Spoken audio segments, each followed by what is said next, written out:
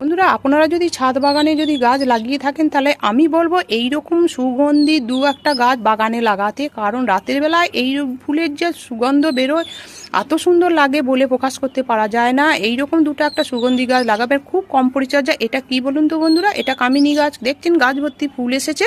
এই গাছে পরিচর্যা খুবই কম। আপনারা শুধুমাত্র কামিনী গাছ না, যে কোনো সুগন্ধি গাছ এই সময় গরমের সময় হয়, বেলি হয়, জুঁই হয়, আপনারা লাগাতে পারেন।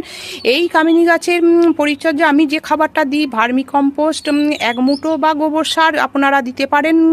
আর তার সঙ্গে একটু নিম খোল দিয়ে মাটির সঙ্গে মিশিয়ে দেবেন।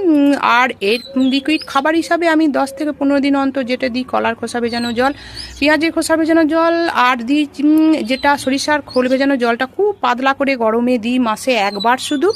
আর এই গাছটিকে প্রুনিংটা অবশ্যই করতে হবে। যত প্রুনিং করবেন এইরকম ডালপালা গজাবে আর প্রচুর ফুল আসবে।